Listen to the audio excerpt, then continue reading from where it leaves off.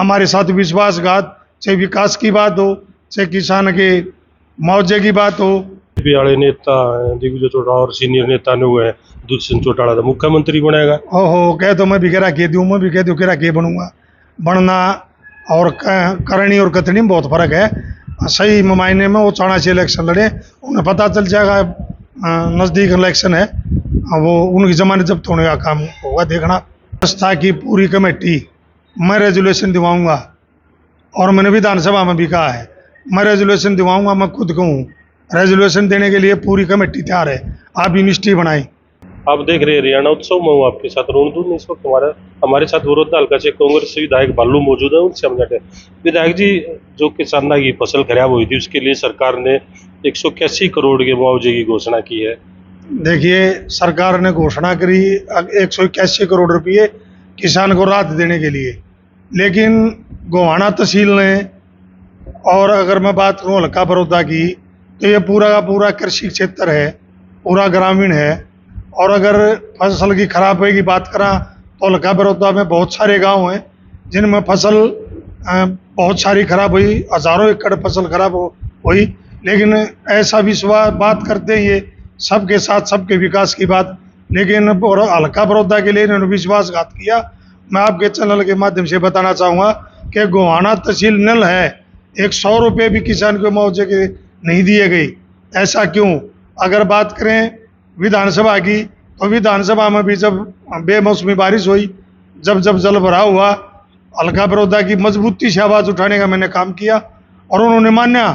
अगर हल्का बड़ौदा में सच्चाई में अगर कोई नुकसान है तो हल्का बड़ौदा में अगर जल भराव की बात करो सबसे ज़्यादा है। फसल खराबे की बात करा तो हज़ारों एकड़ में गेहूँ भयंकर नुकसान। लेकिन जब मुआवजा देने की बारी आई तो 100 रुपये भी एक किसी किसान को मुआवजा देने का काम नहीं किया। मैं आपके चैनल के माध्यम से सरकार से पूछना चाहूँ, ऐसा विश्वासघात क्यों किया जाता है हमारे साथ? आप कहीं बेटी पढ़ाओ बेटी बचाओ की बात करते हो तो वो भी एक नारा, झूठा नारा दिखाई देता है। और बात करो आप सबके साथ सबके विकास की बात, वो भी कुछ नहीं।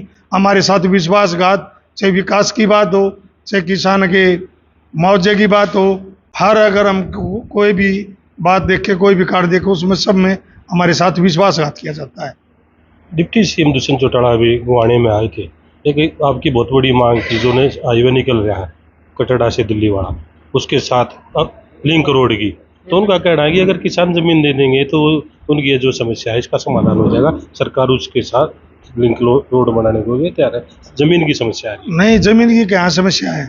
जब इन्होंने जम्मू कटरा रोड निकाला, क्या किसी किसान से पूछा था हमें तेरी जमीन से जम्मू कटरा रोड निकलेगा नेशनल हाईवे, आप जमीन दोगे या नहीं दोगे?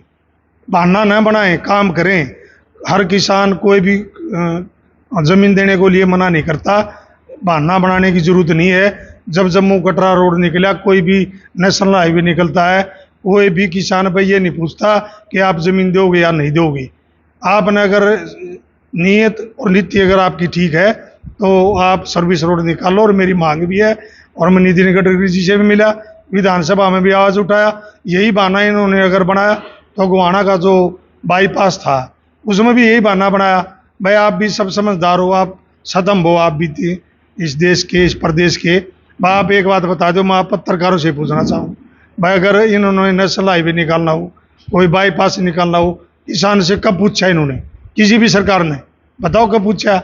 बहाना न बना के आप काम करें। एक जनता बुटाना जो शिक्षण संस्था है उसका यूनिवर्सिटी बनाने का मुद्दा बार बार उठाते रहो। जो जेजेपी के राष्ट्रीय सचिव भूपेंद्र मलिक, उन्होंने बड़ौदा से चुनाव भी लड़ा था, तो उनका कहना है कि सरकार यूनिवर्सिटी बनाने को तैयार है। जो संस्था की महासभा है वो भी इसके पक्ष में प्रस्ताव पास नहीं करी। देखिए भाई, मैं किसी व्यक्तिगत तो टिप्पणी नहीं करूँगा, लेकिन जिसने भी की वह गलत की है। संस्था की पूरी कमेटी मैं रेजोल्यूशन दिवाऊंगा, और मैंने विधानसभा में भी कहा है मैं रेजोल्यूशन दिवाऊंगा। मैं खुद कहूँ रेजोल्यूशन देने के लिए पूरी कमेटी तैयार है। आप यूनिवर्सिटी बनाएं, और यूनिवर्सिटी बनाना कोई हमारी मांग नहीं है, ना हल्का बड़ौदा की मांग है, ना जनता बुटाना का जो संस्था उनकी मांग थी।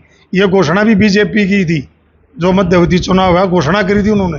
वो अपना जो धर्म है वो नहीं मानने का काम करें, बहाना ना लें। कोई भी बात हो, पूरी अगर जो कमेटी है संस्था की वो रेजोल्यूशन देने के लिए तैयार है।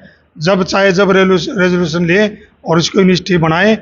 आप अनगरल बात ना करें, झूठ ना बोलें, सब लोग समझदार हैं। कोई भी नेता, कोई भी विधायक अगर ये माने आगे हम सैन्य हैं, आपसे सैन्य ये लोग हैं, ये जनता है, ये सब देख रही है, सब समझे हैं, आप भगाने का काम ना करें। हो गया ज़माना पीछे, जो ब्लैक एंड टीवी का ज़माना था ना, हो गया। आज डिजिटल मीडिया, डिजिटल सारी बात है, झूठ बोलने से काम नहीं चलेगा। भूपेंद्र हुड्डा का एक बयान आया है कि उनकी उम्र 75 पार हो चुकी है, पर प्रदेश में कांग्रेस की सरकार बनाने के लिए वो आर पार की लड़ाई लड़ेंगे। नहीं, बिल्कुल लड़ेंगे आर पार की लड़ाई। और 2024 में कांग्रेस पार्टी की सरकार होगी। पूरा हरियाणा प्रदेश का 36 बिरादरी और सभी वर्ग बड़े तंग हो चुके हैं और उन्होंने मन बना लिया कि कांग्रेस की सरकार बनाएंगे। हरियाणा में कांग्रेस की सरकार बनेगी 2024 में और प्रदेश के मुख्यमंत्री फिर वही विकास पुरुष चौधरी भूपेंद्र हुड्डा जी प्रदेश के मुख्यमंत्री होंगे। और दोबारा से चौधरी भूपेंद्र हुड्डा के टीस है, दर्द है, जो उन्होंने प्रदेश को विकास में एक नंबर लेके जाने का काम किया। चाहे रोजगार की बात कर लो, चाहे प्रति व्यक्ति आय की बात कर लो, चाहे किसान को नंबर 1 लेके जाने की बात करी, सबको वही दोबारा से। अगर आज की सत्ता की बात करें तो आज भ्रष्टाचार में 1 नंबर, किसान पिछड़ा सबसे 1 नंबर और बेरोजगारी में 1 नंबर। दोबारा से वही प्रदेश नंबर 1 हरियाणा बनाने का काम करेंगे 2024 में। निश्चित चौधरी भूपेंद्र हुड्डा जी इस प्रदेश के मुख्यमंत्री बनेंगे। मुख्यमंत्री मनोहर लाल खट्टर जनता के बीच में जाकर जनता के विकास के काम कर रहे हैं। आप कह रहे हो कि सरकार विकास नहीं कर रही, सीधा जनता से संपर्क कर रही है, जनसंवाद कार्यक्रम कर रही है। देखिए, जनसंवाद की आपने बात करी, मैं सच्चाई का जनसंवाद जब मानूंगा जब हमारे देश की, प्रदेश की जो महिला बेटी है, जिन्होंने प्रदेश का नाम ऊंचा किया, देश का नाम ऊंचा किया, जिन्होंने विदेशों में झंडा फहराने का काम किया, हमारी जो खिलाड़ी बेटियां हैं वो आज धरना पे बैठी हैं। और बड़ा गंभीर आरोप है। मैं मनोहर लाल मुख्यमंत्री हमारे जो खट्टर साहब है, उनको कहना चाहूँगा कि आप उनके पक्ष में उनके साथ दें, उनका समर्थन करें। और आपकी सेंटर में सरकार है बीजेपी की, आप प्रधानमंत्री से बात करें, खेल मंत्री से बात करें। असली जनसंवाद वो होगा जब आप उनको बेटियों को न्याय दिलाएंगे। ऐसे ढकोसला बनाने से जनसंवाद नहीं होता। आज जनसंवाद की बात याद आ गई, उन्होंने जब 9 साल की सत्ता होगी, कोई किसी प्रदेश में किसी का कोई काम नहीं हुआ, ऐसे जनसंवाद से क्या फ़ायदा।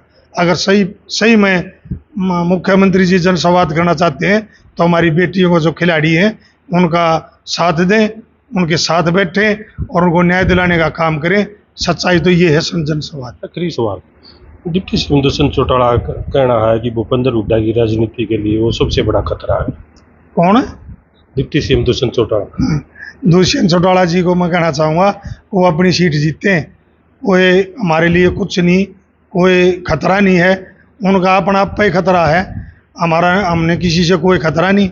हमारे साथ हरियाणा प्रदेश की 36 बिरादरी है, 36 बिरादरी के वो नेता हैं और उन्होंने किसी से कोई गठजोड़ नहीं। अगर गठजोड़ है तो हरियाणा के 36 बिरादरी से है। हरियाणा के 36 बिरादरी के नेता हैं और वो दोबारा से मुख्यमंत्री बनने वाले हैं। आपने वो अपनी सीट जीते हैं। हाँ। जेजेपी वाले नेता दिग्विजय चौटाला और सीनियर नेता ने हुए हैं, दुष्यंत चौटाला तो मुख्यमंत्री बनेगा। ओहो, कह तो मैं भी कह के दूँ, मैं भी कह दूँ कह के बनूंगा। बनना और करनी और कथनी में बहुत फर्क है।